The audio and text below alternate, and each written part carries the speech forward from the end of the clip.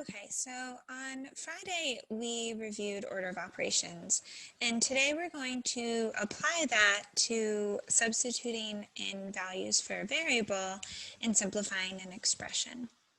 Before we do that, I wanted to take a few notes on what a variable is, what the difference is between an expression and an equation, and how we approach those problems a little bit differently. So a variable means we're looking at a letter that's being used to represent some unknown number. A variable. So many times we use x for our variable. So in this expression, 4x plus 6, x is our variable.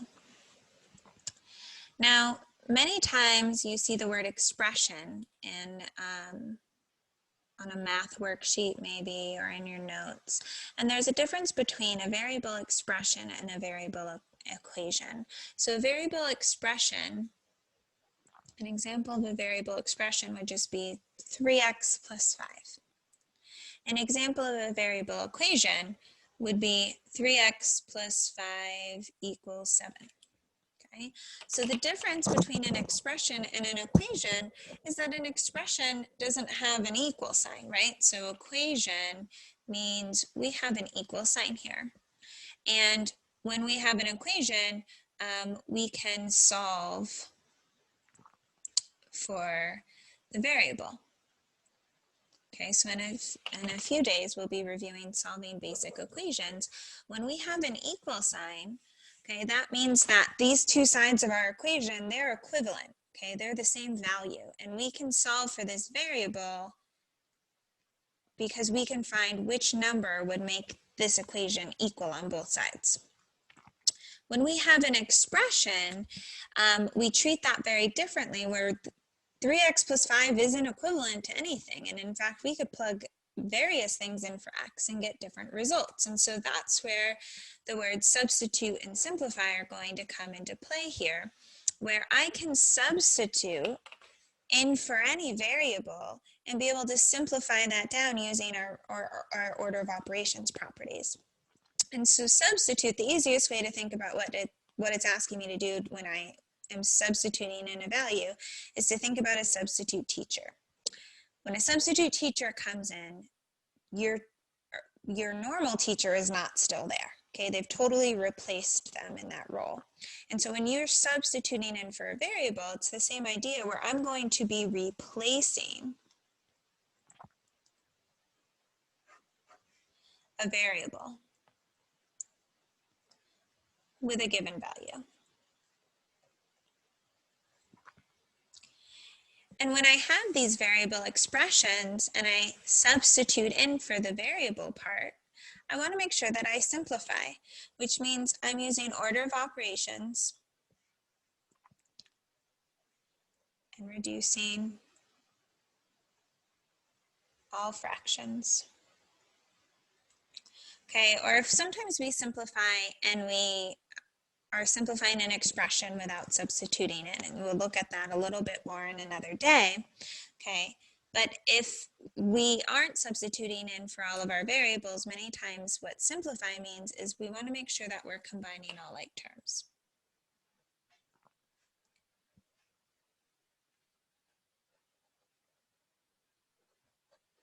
Okay, in that expression, anything that we can combine has been combined. Anything that we can substitute in for, we've done that, and then we've evaluated as much as we can.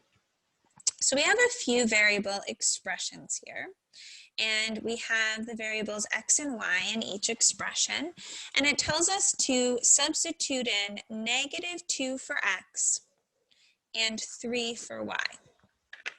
And so on A, I have -15x plus 7 minus 2y. And anytime I have that, a number in front of my variable, so like -15x, that's implying multiplication there. So -15x is -15 times x, okay?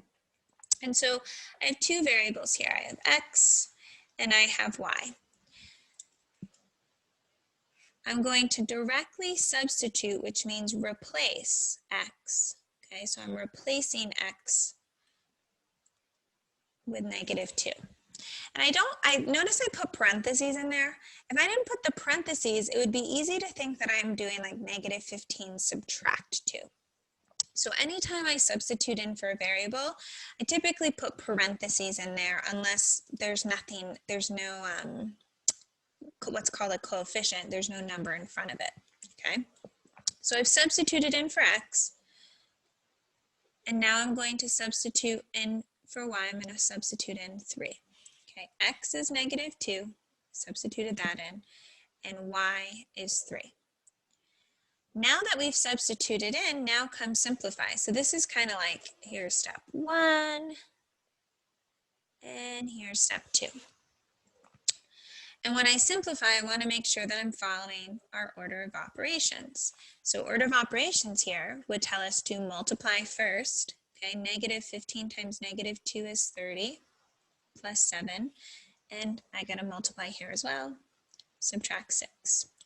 And now order of operation rule is to go left to right across a problem that has just addition and subtraction. So going left to right, 37, subtract 6, 31.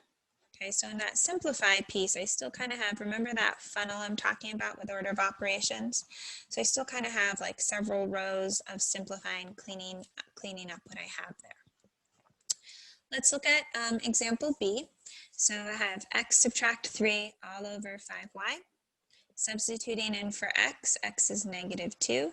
Subtract 3. So notice I didn't use parentheses there. I could have, but I don't have anything, I don't have a coefficient in front of x. I didn't really feel a strong need to put that in parentheses to indicate what's going on there.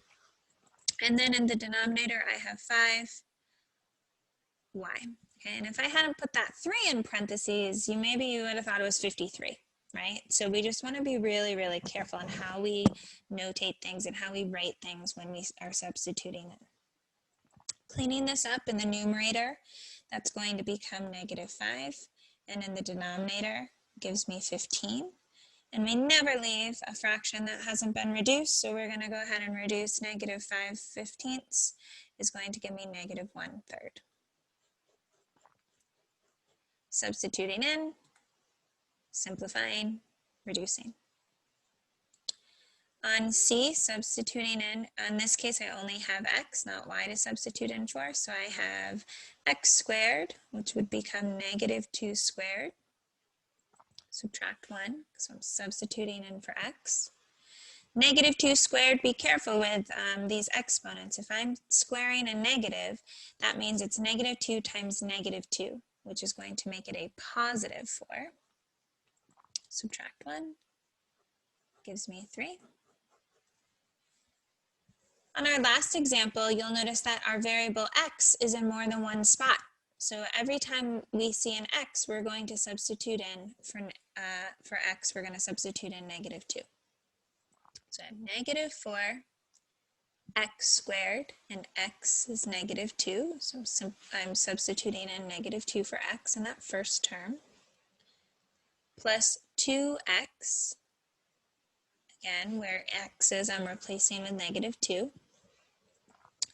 Subtract y, and where y is, I will substitute in 3. Okay, so anywhere there was an x, substitute, completely replacing with -2.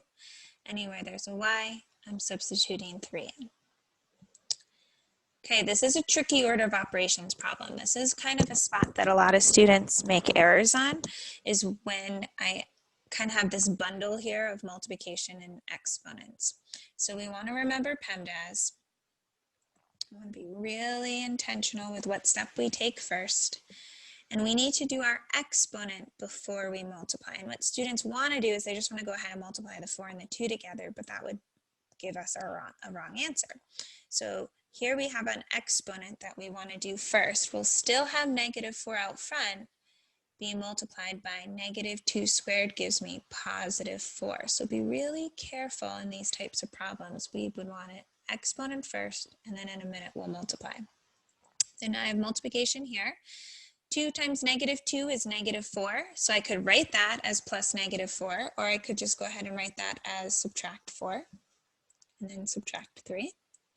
Now we'll multiply in that first term to get negative 16, subtract 4, subtract 3, and then moving left to right across that is going to bring me to negative 23.